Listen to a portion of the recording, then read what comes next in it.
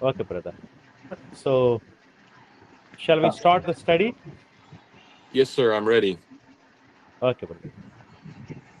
So, let us start this study. I request Brother David Peak, please open this online study with a word of prayer. After that, we will hear the word of God from our brother Chas. Okay, let's pray. Our righteous, glorious Heavenly Father, పరలోకమందున్నటువంటి మా నీతి కలిగిన తండ్రి, we come before your throne with praise and honor to your name. తండ్రి యొక్క సమయంలో నిన్ను ఘనపరుస్తూ నీ నామాన్ని గౌరవిస్తూ నీ స్థానంలో చేరుతూ We are grateful for your scriptures and the ability we have to study across the world. తండ్రి, మీరు ఇచ్చిన లేఖనాలను బట్టి మీ యొక్క వాక్యాన్ని ధ్యానించడానికి మీరు ఇచ్చిన అవకాశం బట్టి కృతజ్ఞతలు తండ్రి. We're thankful for each soul who is able to join the study today. ఈ రోజు ఈ కుడికిలో పాల్గొన్న ప్రతి ఆత్మను దీవించండి తండ్రి. Please bless our brother Chaz as he is prepared to present the word of God, your word. సహోదరులు ఛాన్స్ గారు నీ యొక్క వాక్యాన్ని మాకు వివరిస్తుందిగా సహాయపడండి తండ్రి. Help us to listen eagerly to find how we may apply this to our lives. నేర్చుకున్న విషయాలు మా అనుదిన జీవితంలో వర్తింపు చేసుకునే భాగ్యాన్ని అనుగ్రహించండి తండ్రి. We ask for your continued blessings on the work throughout India. భారతదేశంలో జరుగుతున్న పరిచర్యను మీరు దీవించమని కోరుతున్నాం. We know the government has made it more difficult, and so we pray for greater opportunities and safety for the preaching brethren. భారతదేశంలోని ప్రభుత్వాలు నీ పరిచర్యకు ఆటంకంగా తీసుకున్న నిర్ణయాలను బట్టి ప్రార్థన చేస్తూ ఉన్న పరిస్థితులు అనుకూలపరచండి. We pray for the youth of the church in India. భారతదేశంలో ఉన్న యవనస్తుల కొరకు ప్రార్థన చేస్తూ it's our great hope that they will stand tall and take the charge to the next generation. మరి వారు ఇటువంటి సమయంలో స్థిరంగా బలంగా నిలబడి నీ చిత్తాన్ని రాబోయే తరానికి అప్పచెప్పడానికి సహాయపడండి. Help us who are older to encourage the younger men and women of the church. సంఘంలో ఉన్నటువంటి వృద్ధులు యవనస్తులను ప్రోత్సహించే విధంగా సహాయపడండి. We are grateful for men like Chaz and Noah who demonstrate the faithful work of young men. సహోదరులు chance గారిని బట్టి నోవాహ్ గారిని బట్టి కృతజ్ఞతలు తండ్రి, వారి యవన వయసులో నీ యొక్క సేవలో పాల్గొనడానికి సహాయపడండి. We look forward to the bonds of friendship and fellowship among the young, both from America to India. తండ్రి, భారతదేశంలోను అమెరికా దేశంలో ఉన్నటువంటి యవనస్తులు ఒకరినొకరు ప్రోత్సహించుకొని పరిచర్యలో పాలిభాగస్తులై అభివృద్ధి పథంలో నడవడానికి సహాయం పెంచండి. We ask all these things in the name of your Son, Jesus the Christ. యేసు క్రీస్తు నామములో ఈ ప్రార్థనలన్నీ కూడా అడిగి వేడుకొంచున్నాం తండ్రి. Amen. Amen. Thank you, brother. Yes, brother, please go ahead. I want to begin by saying good evening and greetings to all my brothers in India. నా యొక్క ప్రసంగాన్ని భారతదేశంలో ఉన్నటువంటి యవనస్తులకి హృదయపూర్వక శుభాకాంక్షలు తెలియజేస్తూ ప్రారంభిస్తూ ఉన్నాను. I also want to thank Brother Noah for the opportunity to speak today. అదేవిధంగా నాకు ఈ అవకాశం ఇచ్చిన సహోదరులు నోవాహు గారిని బట్టి కూడా కృతజ్ఞతలు. I always consider it a great blessing to be able to share the word of God with anyone from anywhere. మరి దేవుని యొక్క వాక్యాన్ని ఎవరితోనైనా పంచుకోవడానికి నేను ఎప్పుడు సంతోషిస్తూ ఉంటాను. The message I want to share today is one of the oldest messages in all the world. ఈరోజు నేను మీతో పంచుకోబోయే సందేశం ఏంటంటే అనేక సంవత్సరాల పురాతన కాలం నుంచి ప్రకటించబడుతున్న అంశమే. In order to better understand our lives today, it is very helpful to go back to the very beginning and start from there. మన జీవితం గురించి మన గురించి మనం స్పష్టంగా తెలుసుకోవాలంటే మన యొక్క మూలాల దగ్గరికి, మన యొక్క పుట్టు పూర్వోత్తరాల దగ్గరికి మనం వెళ్ళవలసిన వారమైనా. In fact, I believe that life's greatest questions can find their answer in the book of Genesis. నేనేమని విశ్వసిస్తానంటే మనుషులు అడిగేటువంటి గొప్ప ప్రశ్నలు, వాటికి సమాధానాలు దేవుని యొక్క గ్రంథంలోని మొదటి పుస్తకమైన ఆదికాండంలోనే మనం చూడగలం. I would argue that the book of Genesis is the foundation of both the Old and the New Testament. నేను ఏమని విశ్వసిస్తానంటే పాత నిబంధన, క్రొత్త నిబంధన కూడా ఆదికాండంలో జరిగిన సంఘటనల మీద ఆధారపడి ఉందని విశ్వసిస్తాను. The book of Genesis has two different parts. The first part covers the first 12 chapters, and the second part covers the rest. ఆదికాండాన్ని మనం 2 భాగాలు చేసినట్లయితే ఆదికాండం 1వ అధ్యాయం నుంచి 12వ అధ్యాయం వరకు ఒక భాగము, ఆదికాండము 13వ అధ్యాయం నుంచి 50వ అధ్యాయం వరకు రెండవ భాగంగా మనం చెప్పుకోవచ్చు. 2 భాగాలు. In the first part, we are introduced to God's relationship with the world. And in the second part, we are introduced to God's relationship with the family of Abraham. ఆదికాండం మొదటి 12 అధ్యాయాల్లో మొట్టమొదటిగా దేవుడు మానవులతో ఉన్నటువంటి సంబంధాన్ని చూడొచ్చు. ఆ తర్వాత రెండవదిగా దేవుడు అబ్రహాము సంతానంతో కలిగి ఉన్న సంబంధాన్ని మనం చూడొచ్చు. Today we're going to be covering the first part. ఈరోజు మొదటి భాగాన్ని చూద్దాం. In the book of Genesis, there is a cycle that occurs throughout every story. ఆదికాండంలో జరిగిన సంఘటనలు మీరు చూస్తే ఆ సంఘటనలు వృత్తంలాగా కలుస్తూ ప్రారంభించబడి తిరుగుతూ ఉంటాయి ఒక క్రమమైన పద్ధతిలో. It begins with God creating something, it moves to mankind correcting it, and then it goes back to God who corrects it. ఆ యొక్క ఆదికాండం మొదట్లో మనం చూస్తుంటే దేవుడు సృజిస్తూ ఉంటాడు, మానవుడు తప్పిపోతూ ఉంటాడు, దేవుడు దాన్ని సరిదిద్దుతూ ఉంటాడు. Throughout the book of Genesis, we receive the answers to life's greatest questions. మనం ఆదికాండం కనుక తీసినట్లయితే మానవులు అడిగేటువంటి గొప్ప ప్రశ్నలకు గొప్ప సమాధానాలు ఆదికాండం ఇస్తూ ఉంది. We learn that despite all of our failures and our problems, God always has a solution and he always has an answer. మరి మానవులు ఎదుర్కొంటున్న సమస్యలు, మానవులు కొని తెచ్చినట్టు ఇబ్బందులను మనం చూస్తూ ఉంటాం. ఆ ఇబ్బందులకు, ఆ సమస్యలకు దేవుడు చూపించే పరిష్కారాన్ని కూడా చూస్తూ ఉంటాం. The book of Genesis introduces us to the God who created the universe and the God who saved our souls. ఆదికాండం మొదటి అధ్యాయంలో ఆకాశాన్ని, భూమిని, సముద్రాన్ని సమసృష్టించిన సృష్టికర్తను మనం చూస్తున్నాం. ఏ విధంగా ఆ సృష్టికర్తను దేవుడు మానవులు రక్షించగలరు కూడా మనం చూస్తూ ఉన్నాం. I want to read Romans 1 and verse 20. రోమా మొదటి అధ్యాయము 20వ వచనాన్ని చదువుదాం. For since the creation of the world, his invisible attributes are clearly seen, being understood by the things that are made, power and Godhead, so that they are without excuse. ఆదికాండము మొదటి అధ్యాయం, రోమిలకు రాసిన పత్రిక మొదటి అధ్యాయం 20వ వచనం కనుక చూసినట్లయితే, ఆయన అదృశ్య లక్షణములు అనగా ఆయన నిత్యశక్తియు దేవత్వమును జగదుత్పత్తి మొదలుకొని సృష్టింపబడిన వస్తువులను ఆలోచించుట వలన తేటపడుచున్నవి గనుక వారు నిరుత్తరులై ఉన్నారు. We can see from the world around us that there must be a God. We can see that in the beauty and amazingness of nature.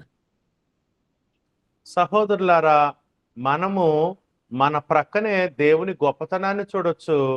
మనం చూసేటువంటి సూర్యోదయం, సూర్యాస్తమయం, సముద్రము, పువ్వులు, చెట్లు, కాయలు, పండ్లు, పశువులు, పక్షులు మన ప్రక్కనే ఉన్నాయి. మన ప్రక్కనే దేవుని గొప్పతనాన్ని, మహిమను మనం చూడగలుగుతూ ఉన్నాం. But it is the book of Genesis that teaches us who that God is. మరి ఆదికాండం ఈ గొప్ప సృష్టిని మనం ప్రక్కనే అనుదినం చూస్తున్నటువంటి వాటిని సృష్టించిన వారెవరో పరిచయం చేస్తూ ఉంది ఆదికాండం. The book of Genesis teaches us that God created the world in 6 literal days. ఈ గొప్ప సృష్టిని నువ్వు చూస్తున్నా, అనుభవిస్తున్నా, మరి ఈ గొప్ప సృష్టిని దేవుడు 6 రోజుల్లో సృజించారు అనే విషయాన్ని మనం గమనించవచ్చు. And it's not just the book of Genesis that teaches that. The book of Exodus also teaches that. ఆదికాండమే కాదు ఈ గొప్ప సృష్టిని దేవుడు చేశారు అని చెప్పింది. నిర్గమకాండంలో కూడా ఆ విషయాన్ని మనం చూస్తున్నాం దేవుడు సృష్టికర్తగా. Moses taught in Exodus 20:11 that God created the world in 6 days, just like Genesis said. నిర్గమకాండము 20వ అధ్యాయము 11వ వచనంలో మోషే ఏమని చెప్పారంటే, 6 దినములలో యెహోవా ఆకాశమును, భూమియు, సముద్రమును, వాటిలోని సమస్తను సృజించి 7వ దినమున విశ్రమించెను అని చెప్పబడింది.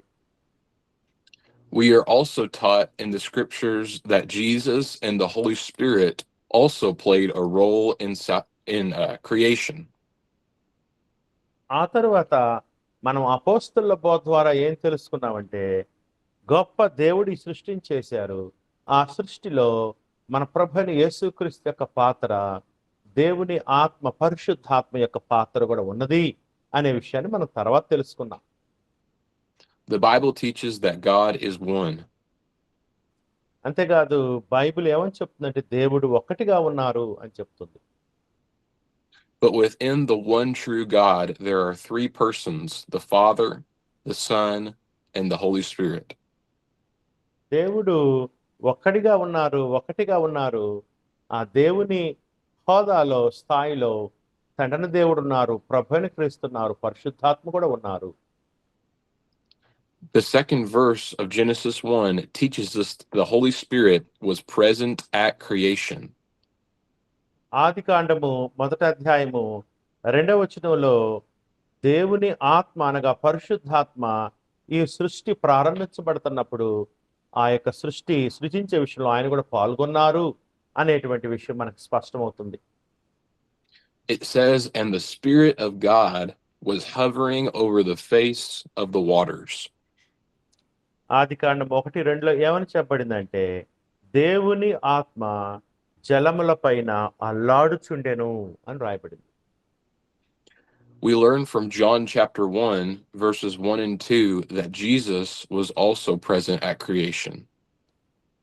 అంతేకాదు క్రొత్త నిబంధనలో యోహాను సువార్త 1వ అధ్యాయము 2 వచనాలు కనుక మనం చూసినట్లయితే, ఆది యందు వాక్యము ఉండెను, వాక్యము దేవుని యొద్ద ఉండెను, వాక్యము దేవుడై ఉండెను, ఆయన ఆది యందు దేవుని యొద్ద ఉండెను, సమస్తమును ఆయన మూలముగా కలిగినని కూడా రాయబడింది. It says, in the beginning was the Word, and the Word was with God, and the Word was God. He was in the beginning with God. ఆది యందు వాక్యము ఉండెను, వాక్యము దేవుని యొద్ద ఉండెను, వాక్యము దేవుడై ఉండెను, ఆయన ఆది యందు దేవుని యొద్ద ఉండెను, సమస్తమును ఆయన మూలముగా కలిగెను, కలిగి ఉన్నదేది ఆయన లేకుండా కలుగులేదు. And this same God created mankind in his image. ఈ విధంగా దేవుడు తన పోలికలో, తన స్వరూపంలో మానవుని సృజించారు. Genesis 1:27, so God created man in his own image, in the image of God he created him, male and female he created them. ఆదికాండము 1:27 వచనంలో ఏమని చెప్పబడిందంటే, ఆదికాండం 1:27లో దేవుడు తన స్వరూపమందు నరుని సృజించాను, దేవుని స్వరూపమందు వారిని సృజించాను, స్త్రీని గాను పురుషుని గాను వారిని సృజించాను. Being made in God's image means that we are special and set apart from the rest of creation. ఎప్పుడైతే నరులు దేవుని పోలిక దేవుని స్వరూపంలో సృజించబడ్డారో దాని అర్థం ఏంటంటే మిగతా దేవుడు చేసిన సృష్టికి నరజాతికి వ్యత్యాసం ఉన్నది, ప్రత్యేకత ఉంది అనే విషయం మనకు అర్థమవుతూ ఉంది. Unlike the mountains or the trees or the animals, man is created with a soul. And today, we need to never forget that we have a soul and we are created in God's image. మరి ఈ యొక్క ఆదికాండంలో మనం చూసినట్లయితే కొండలు గొప్పగా పెద్దగా ఉండవచ్చు, సూర్యచంద్ర నక్షత్రాదులు గొప్పగా పెద్దగా ఉండవచ్చు, చెట్లు చేమలు ఉన్నతమైనవి కనపడొచ్చు, కానీ వీటన్నిటికంటే కూడా మానవుడు వేరుగా ఉన్నాడు. ఎందుకంటే నరుడు దేవుని పోలిక దేవుని ఆత్మస్వరించబడ్డాడు, నరుడు మాత్రమే ఆత్మస్వరూపిగా ఉన్నాడు, మిగతావేవి కూడా ఆత్మస్వరూపమైనది కాదు. We also learn from this verse that men and women have always been different, and that is God's design. అంతేకాదు ఇంకో విషయం మనకు అర్థమవుతున్న వచనం ద్వారా దేవుడు సృష్టి ప్రారంభం నుంచే స్త్రీని పురుషుని వేరువేరుగా సృజించారు, వేరువేరు పాత్రలు దేవుడు వారికి ఇచ్చారనేది మనకి ఆది కాండంలో నరులను సృజించినప్పుడే అర్థమవుతుంది. The differences between men and women is something to be glad about. ఎప్పుడైతే స్త్రీకి పురుషునికి వ్యత్యాసం ఉన్నదో, వేరువేరుగా ఉన్నారో, వేరువేరుగా సృజించబడ్డారో, వేరువేరు పనులు కలిగి ఉన్నారు, దాన్ని బట్టి మనం సంతోషించాలి. Our differences are something God has blessed us with. మరి మనకున్న ఈ వ్యత్యాసాలు స్త్రీ పురుషులకు ఉన్నటువంటి శరీర నిర్మాణం వ్యత్యాసాలను బట్టి దేవుని మన కృతజ్ఞతలు చేయాలి, దేవుని కృతజ్ఞతాస్తులు చెల్లించాలి. ఎందుకంటే దేవుడు ఒక ప్రత్యేక ఉద్దేశంతో ఆ విధంగా వేరువేరుగా మనల్ని సృజించారు. And we should never take God's blessings for granted. అంతేకాదు దేవుడు మనకిచ్చిన దీవెనల్ని మనం ఎప్పుడు కూడా చులకనగా చూడకూడదు. So everything that God creates in Genesis chapter 1 is good. అంతేకాదు ఆదికాండ మొదటి అధ్యాయంలో దేవుడు తాను సృజించినది యావత్తు చూడగా చాలా మంచిదిగా ఉన్నది. So God places Adam in the garden and gives him work to do. ఆదామును దేవుడు సృజించి ఏదైనా వనంలో ఉంచారు, ఆదాముకు పని కూడా కల్పించాడు దేవుడు. But with that work also comes responsibilities. అంతేకాదు ఆదాముకి ఇచ్చినటువంటి పనితో పాటు బాధ్యత కూడా కలిగి ప్రవర్తించవలసిన వాడై ఉన్నాడు ఆదాము. Adam is commanded to not eat from one of the trees in the garden.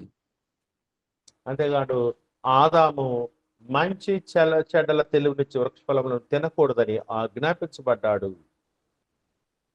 The story continues with God saying that the first thing in his creation that was not good was that Adam was alone. అంతేకాదు ఇంత గొప్ప సృష్టిని చేసి దేవుడు చాలా మంచిదిగా ఉన్నది అని చెప్పిన తరువాత దేవుడు ఒకటైతే మంచిదిగా లేదని చెప్పాడు. మంచిగా లేనిది ఏంటంటే నరుడు ఒంటరిగా ఉండుట మంచిది కాదు. As a result, God creates the first marriage. తద్వారా దేవుడు ఏం చేశాడంటే మొట్టమొదటి వివాహ వ్యవస్థను స్థాపించారు. Once again, we learned that marriage comes from God. అంతేకాదు ఆది కాండంలోనే మనం ఏమి నేర్చుకుంటున్నామంటే వివాహ వ్యవస్థను ఏర్పాటు చేసింది దేవుడు, వివాహ వ్యవస్థ దేవుని ఉద్దేశమైనదని కూడా తెలుస్తుంది. Since marriage is from God, we can never take it for granted, and we can never change it other than what God has commanded for marriage to be. అందుకని వివాహ వ్యవస్థను దేవుడు ఏర్పాటు చేశాడు కాబట్టి మనం ఎప్పుడు కూడా వివాహాన్ని చులకనగా చూడకూడదు, వివాహ వ్యవస్థని మార్చే అధికారం కూడా మనకి లేదు అనినట్లుగా మనం చూస్తూ ఉన్నాం. Genesis 2:24, therefore a man shall leave his father and mother and be joined to his wife, and they shall become one flesh. అంతేకాదు దేవుడు వివాహం ఎటువంటిదో చెప్తూ ఉన్నాడు. ఆదికాండం 2:24లో కాబట్టి పురుషుడు తన తండ్రిని తన తల్లిని విడిచి తన భార్యను హత్తుకొనును, వారు ఏక శరీరమైయుందురు. When Adam and Eve are created, they are innocent and free. అంతేకాదు ఆదాము హవ్వలు సృజించబడినప్పుడు వారు నిర్దోషులుగా ఉన్నారు, వారు ఇరువురు స్వతంత్రులుగా ఉన్నారు. But when Satan comes and tempts Eve, Adam and Eve choose to give up their innocence and freedom. అంతేకాదు సర్పము ఆదాము హవ్వలను శోధించినప్పుడు ఆదాము హవ్వలు తమ యొక్క నిర్దోషత్వాన్ని పోగొట్టుకొని దోషులయ్యారు. అంతేకాదు తమకివ్వబడిన స్వాతంత్రాన్ని దుర్వినియోగం చేసుకునే వాళ్ళయ్యారు. The way Satan does this is very simple, and he is still using this tactic today. He changed the word of God. ఆదాము హవ్వల్ని మోసపరచడానికి సాతాను వాడిన ఆయుధం ఏంటంటే వాక్యాన్ని మార్చటం, దేవుని వాక్యాన్ని మార్చటం. ఆ He told దేవుని them, వాక్యాన్ని మార్చటం ద్వారా మోసాన్ని అబద్ధాన్ని చెప్పి ఆదాము హవ్వలు పాపం చేసేటట్లు చేశాడు. he told them that eating of the fruit would not cause them to die. దేవుడు మంచి చెడ్ల తెలివిని వృక్షముల తినుదినము నిశ్చయముగా చచ్చేదురని చెప్తే ఆదాము హవ్వకు సాతానుడు ఏమని చెప్పండి, సర్పం ఏమని చెప్పిందంటే నీవు తినుదినమున చావనే చావవు అని ఆ సాతాను కూడా సర్పం కూడా రూఢిగా పలికినట్లుగా మనం చూస్తూ ఉన్నాం. Satan is still using this today. There are many people who say that you do not need to be baptized to be saved. మరి ఆనాడు సర్పం వాడిన కుయుక్తినే సాతాను నేడు కూడా వాడుతూ ఉన్నాడు. ఎలాగంటే దేవుడు నమ్మి బాప్తిసం తీసుకున్న వాళ్ళు రక్షణ పొందిన దేవుడు తెలియజేస్తే సాతానుడు ఏమంటున్నాడంటే నమ్మితే సరిపోతే బాప్తిసం తీసుకోవాల్సిన పని లేదు రక్షణకు అని చెప్తూ ఉన్నాడు. We must always be ready to guard the word of God. అందుకని మనం ఎప్పుడు కూడా వాక్యాన్ని మరి మార్చకూడదు, కలపకు చెరిపకూడదు. వాక్యాన్ని వాక్యంగా బోధించాలి, విశ్వసించాలి, విధేయత చూపించాలి. Satan is looking for any opportunity to change it and cause us to sin. అపవాది దేవుని వాక్యాన్ని మార్చి మానవులు పాపం చేయటానికి ఆనాడు నుంచి నేటి వరకు కూడా ప్రయత్నం చేస్తూనే ఉన్నాడు. Adam and Eve tried to change the blame and say it wasn't their fault. అంతేకాదు ఆదాము హవ్వలు కూడా దేవుడు వారి పాపం విషయమై మరి ప్రశ్నించినప్పుడు నిందలు వేయటానికి ఇష్టపడ్డారు కానీ పాపాన్ని ఒప్పుకొని విడిచిపెట్టడానికి ఇష్టపడలేదు. But it is not possible for man to trick God. అయితే దేవుడు మానవుడు కాదు, మానవుడు మోసపరచొచ్చేమో కానీ దేవుడిని మోసపరచలేడు. As a result, the world is cursed and God brings suffering and death into the world. తద్వారా ఆదాము హవ్వలను దేవుడు శిక్షించాడు, భూమి మీదకి శాపాన్ని తీసుకుని వచ్చాడు. అంతేకాదు శ్రమను, ఇబ్బందిని, చివరికి మరణాన్ని కూడా దేవుడు శాసించారు. Romans 5:12, therefore, just as through one man sin entered the world, and death through sin, and thus death spread to all men because all sinned. రోమిలకు రాసిన పత్రిక 5వ అధ్యాయము 12వ వచనంలో రోమా 5:12 ఇట్లుండగా ఒక మనుషుని ద్వారా పాపము ద్వారా మరణమును లోకములో ఎలాగు ప్రవేశించెనో అలాగుననే మనుషులందరూ పాపము చేసినందున మరణము అందరికీ సంప్రాప్తమాయెను. In Genesis 3:15, God gives Adam and Eve hope. అంతేకాదు అపరాధం చేసి దోషులై నేరస్తులుగా ఉన్నటువంటి ఆదాము హవ్వల్ని ఏదైనా వనంలో నుంచి బయటికి నెట్టివేయబోతున్న దేవుడు వారికి భార్యాభర్తలకు నిరీక్షణకరమైన మాటను తెలియజేసి ఏదైనా తోట నుంచి బయటికి నెట్టివేశారు. This verse records the first prophecy of Jesus. మరి ఆదికాండం 3:15 మొట్టమొదటి యేసు ప్రభువును గురించిన ప్రవచనాన్ని ఇక్కడ మనం చూస్తూ ఉన్నాం. It says, "And I will put enmity between you and the woman, and between your seed and her seed. He shall bruise your head, and you shall bruise his heel." ఆదికాండం 3:15లో దేవుడు తెలియచేస్తున్నాడు సర్పంతో, మరియు నీకును స్త్రీకిని నీ సంతానమునకును ఆమె సంతానమునకును వైరము కలుగు చేసేదను, అది నిన్ను తల మీద కొట్టును, నీవు దానిని మెడ మీద కొట్టుదు అని చెప్పాను. So, despite man's problems, God is already pointing forward to the answer. అందుకని మానవుల యొక్క పాప సమస్యను మానవులు పరిష్కారం వెతకపోయినా దేవుడే ప్రేమ చేత కృప చేత మానవుని పాప క్షమాపణ నిమిత్తమై రక్షకుడిని వాగ్దానం చేశారు. In Genesis 4, we read that Adam and Eve's son Cain commits the first murder. ఆ తర్వాత ఆదాము హవ్వలకు కుమారులు పుడతారు. 4వ అధ్యాయంలో పెద్ద కుమారుడు చిన్న కుమారుని చంపటం మనం చూస్తూ ఉన్నాం. And in Genesis chapters 5 through 9, we read that the wickedness of the world continues to grow. అంతేకాదు ఆదికాండము may I know the scriptures, please repeat the scriptures brother. Sorry, what, Lazarus? Could you please quote the scriptures again? Oh, I did not quote any scriptures. I just said in Genesis chapters 5 to 9. Okay.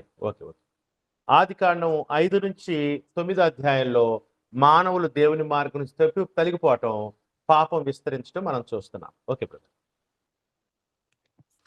So God has to provide a solution once again. ఆ తర్వాత మానవులు తెచ్చినటువంటి సమస్యను పరిష్కారం చేస్తూ దేవుడే మానవుల యొక్క చెడుతనానికి పరిష్కారం తెలియజేశారు. God does this by choosing a man named Noah. మానవ సమస్యకు, పాప సమస్యకు పరిష్కారం చేస్తూ దేవుడు నోవాహుని ఎన్నుకున్నాడు, ఆయనతో పనిచేస్తూ ఉన్నాడు అన్నాడు. God has to destroy his creation, but he delivers Noah because of his faith. అంతేకాదు నోవాహు సమయంలో ఆ నడున లోకాన్ని జలప్రలయంతో నాశనం చేశారు. విశ్వాసం విధేయత చూపించిన నోవాహు పట్ల కృప చూపించి నోవాహును ఆయన ఇంటిని జలప్రలయం నుంచి రక్షించారు దేవుడు. The flood is a beautiful demonstration of both God's justice and God's love. మరి మీరు నోవాహు జలప్రలయం గనక సంఘటన చూసినట్లయితే అక్కడ దేవుని యొక్క నీతి న్యాయాలను చూస్తున్నారు, దేవుని యొక్క ప్రేమను కూడా అక్కడ మీరు చూస్తూ ఉన్నారు. In the flood, God destroyed sin, but he saved Noah. In baptism, God destroys our sin, but he saves us. మరి నోవాహు జలప్రలయం ద్వారా అవిధేయులను శిక్షించాడు, జలప్రలయం నుంచి విధేయత చూపించినటువంటి నోవాహును రక్షించాడు, ప్రేమ చూపించాడు. అంతేకాదు బాప్తిసంలో మన పాపాన్ని క్రీస్తు యొక్క రక్తంలో కడుగుతున్నారు, మనకి క్రొత్త జీవితాన్ని, క్రొత్త జన్మ దేవుడు అనుగ్రహిస్తున్నాడు బాప్తిసంలో, రక్షణలో. We aren't going to read it for time's sake, but 1 Peter 3:20 and 21 teaches this lesson. పేతురు రాసిన మొదటి పత్రిక 3వ అధ్యాయం 20-21 వచనాలు ఈ విషయాన్ని మనకు స్పష్టంగా తెలియచేస్తూ ఉన్నాయి. Because దేవుని of his దీర్ఘశాంతము. Yes, brother, please go ahead and read it.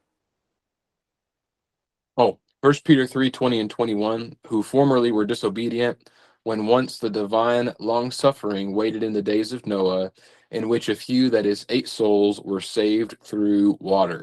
There is also an antitype which now saves us, baptism. పూర్వం నోవాహు దినములలో ఓడ సిద్ధపరచబడుచుండగా అవిధేయుల వారి యొద్దకు అనగా చెరలో ఉన్న ఆత్మల యొద్దకు ఆయన ఆత్మస్వరూపిగానే వెళ్లి వారికి ప్రకటించెను. ఆ ఓడలో కొందరు అనగా 8 మంది నీటి ద్వారా రక్షణ పొందిరి. దానికి సాదృశ్యమైన బాప్తిస్మం మిమ్మల్ని రక్షించున్నది. అదేదనగా శరీర మాలిన్యము తీసివేయుట కాదు గాని యేసుక్రీస్తు పునరుద్ధానం మూలముగా దేవుని విషయము నిర్మలమైన మనస్సాక్షినిచ్చు ప్రత్యుత్తరమే. Yes, brother. After Noah is safe on dry ground, God promises to never destroy the earth again with water. అంతేకాదు నోవాహు జలప్రళయం నుంచి నోవాహు కుటుంబం రక్షించిన తర్వాత దేవుడు నోవాహుకు అభయహస్తాన్ని ఇచ్చారు.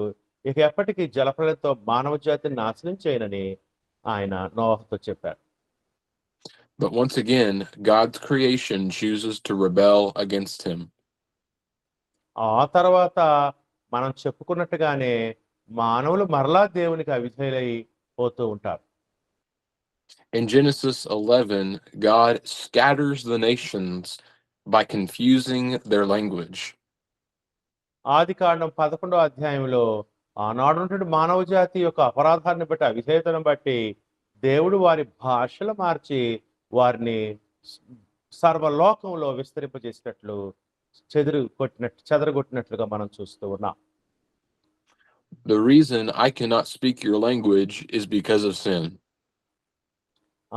ఒక విధంగా నేను నేను మీ తెలుగు భాష మాట్లాడలేకుండా కారణం ఏంటంటే ఆనాడు మన పితరులు చేసిన తప్పు వలన నాదొక భాష మీదొక భాష అయిపోయింది. The reason you cannot speak my language is because of sin.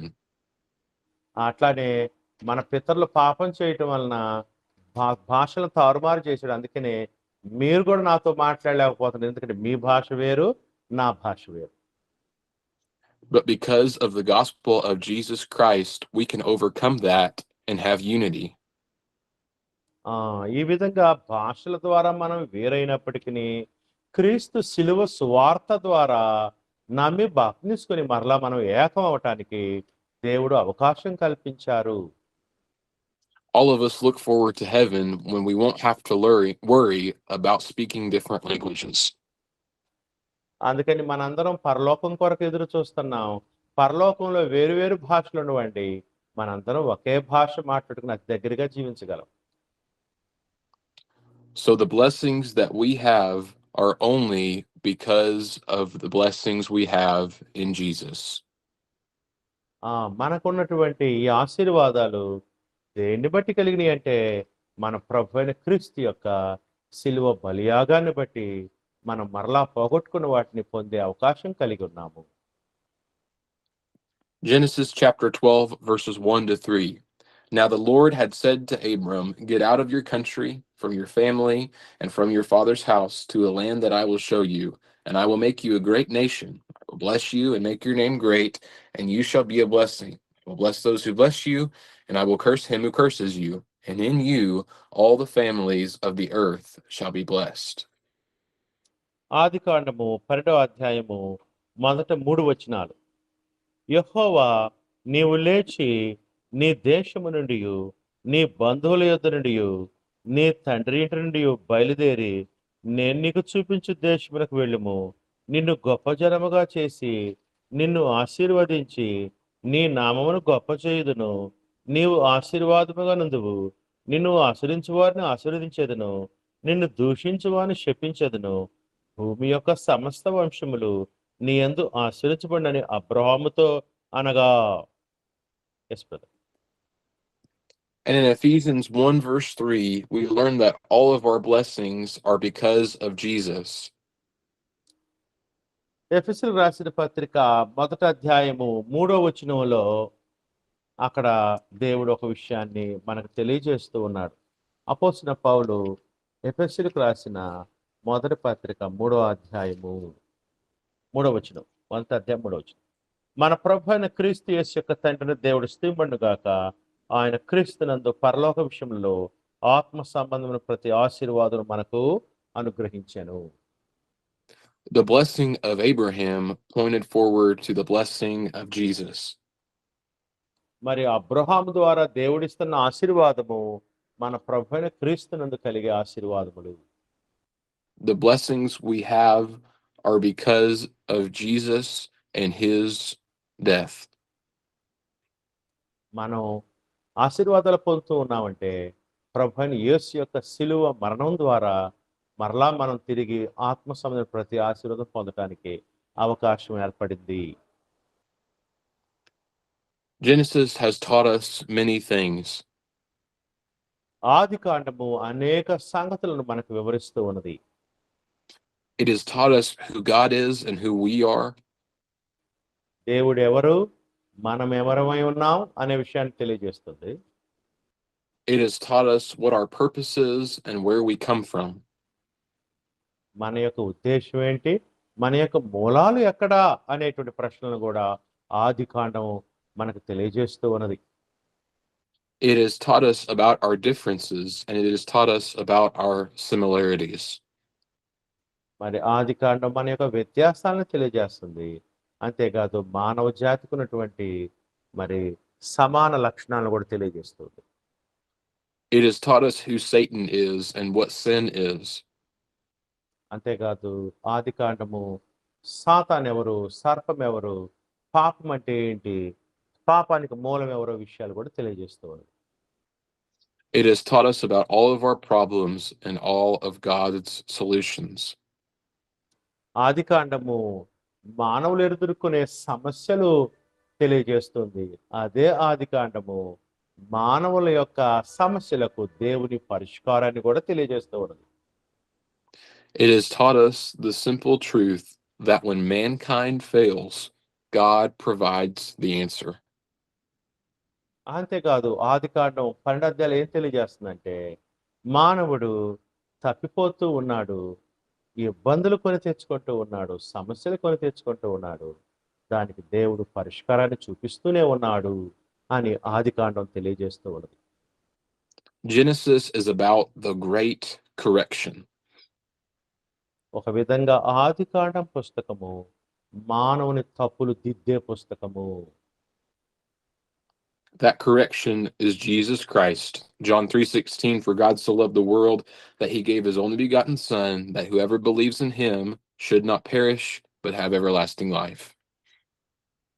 దేవుడు ఆ దిద్దుబాటును క్రీస్తు యేసులో చేస్తున్నాడు. యోహాను సువార్త 3:16, దేవుడు లోకమును ఎంతో ప్రేమించును కాగా ఆయన తన అద్వితీయ కుమారునిగా పుట్టిన వానియందు విశ్వాసముంచు ప్రతివాడును నశింపక నిత్య జీవము పొందినట్లు ఆయనను అనుగ్రహించెను. The message of Genesis is that Jesus is the answer. ఒక విధంగా ఒక మాటలో మీకు చెప్పాలంటే ఆది కాండం ఏం తెలియజేస్తుందంటే యేసే మానవ సమస్యలకు సమాధానం. Genesis is the foundation of the gospel. అందుకని ఆది కాండము సువార్తకు మూలమై ఉన్న పుస్తకమై ఉన్నది. It is the foundation of the rest of the Bible. మరి ఆది కాండము మిగతా పుస్తకాలకి మూలమై ఉన్నది. And it is the foundation of our lives. మన జీవితాలకు మరి మూలమైనది ఆది కాండము. That's all. Thank you very much. Okay bro, thank you very much. God bless you all.